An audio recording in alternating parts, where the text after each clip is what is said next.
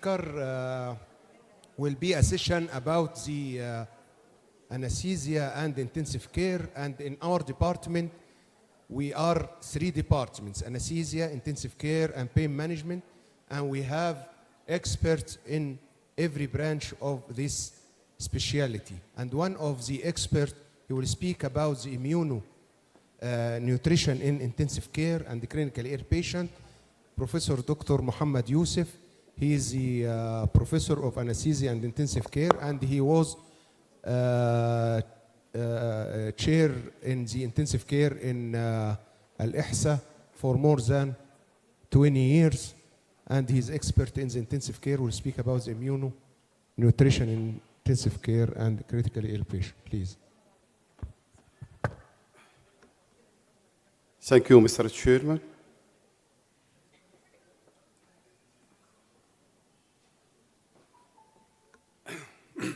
بسم الله الرحمن الرحيم. الحمد لله رب العالمين، والصلاة والسلام على أشرف المرسلين سيدنا محمد وعلى آله وصحبه وسلم. سبحانك لا علم لنا إلا ما علمتنا إنك أنت العليم الحكيم. اللهم علمنا بما ينفعنا وانفعنا بما علمتنا وزدنا علما يا رب.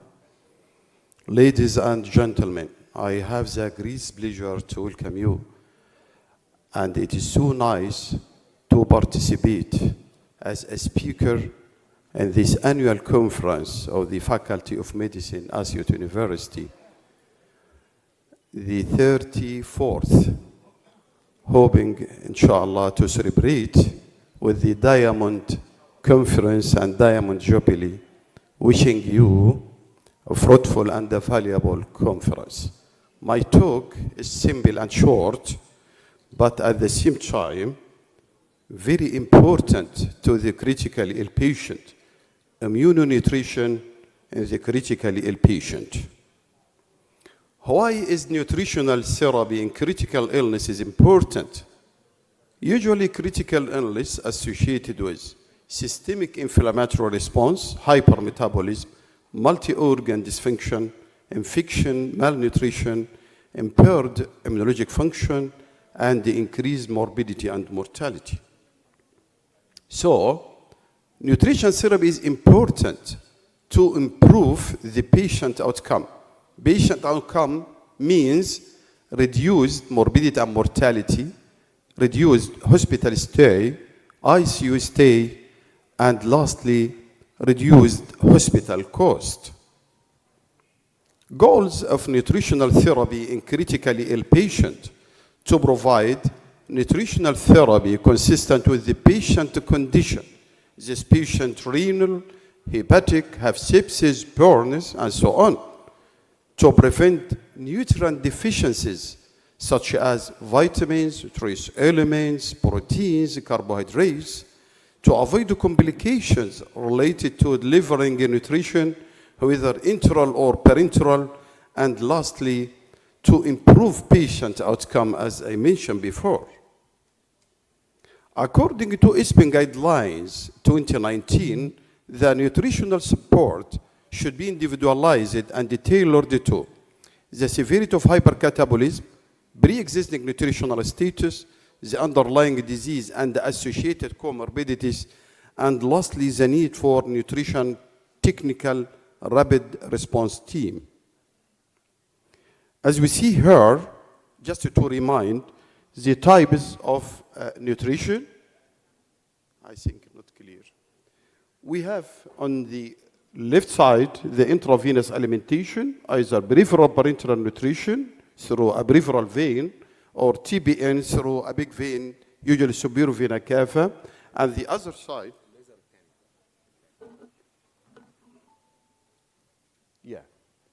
on the other side, we have intranutrition, either through the nasogastric tube, or nasoduodenal tube, or nasojejunal tube, or through percutaneous endoscopic through gastrostomy, or percutaneous endoscopic gastrostomy tube.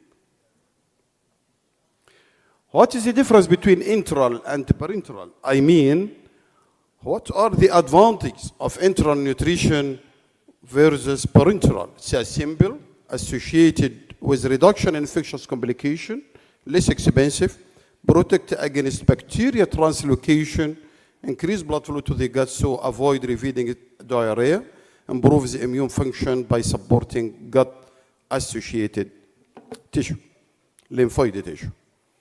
When we start the enteral nutrition, very important, within 48 hours of ICU admission, once hemodynamic stability is achieved.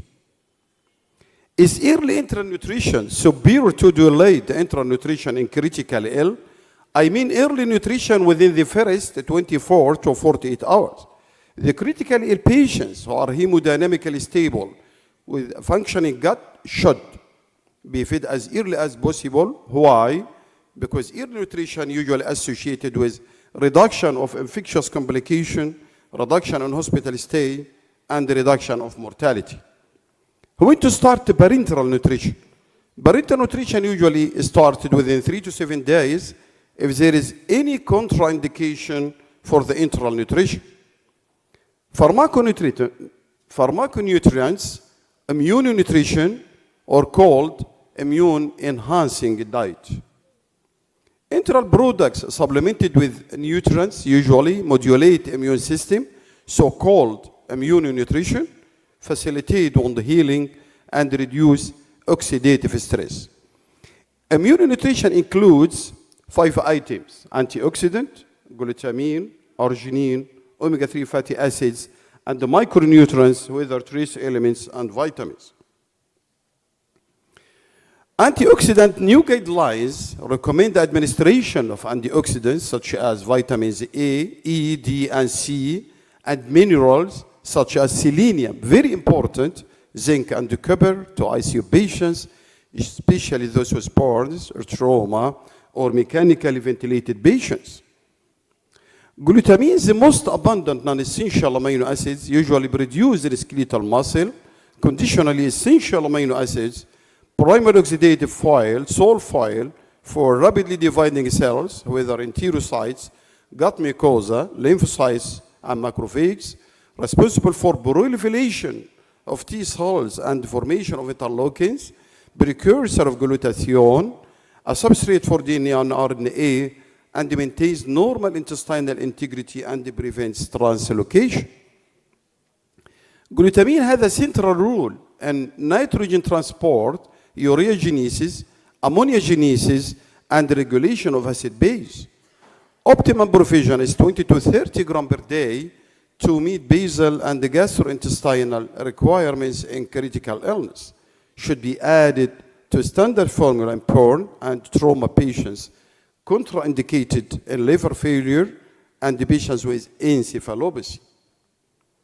Theoretical benefits of glutamine administration: protect against bacterial translocation, improves the nitrogen balance, preserves the glutamine level in skeletal muscles, and lastly, improves immune cell function and the cytokine production. However, very important, recent high-quality evidence suggests that enteral glutamine doesn't benefit critically ill patients, and the parenteral glutamine may even be harmful. Therefore, glutamine should not be administered to ICU patients, but personally, if glutamine is available, I will give it to the ICU patients and the critically ill patients.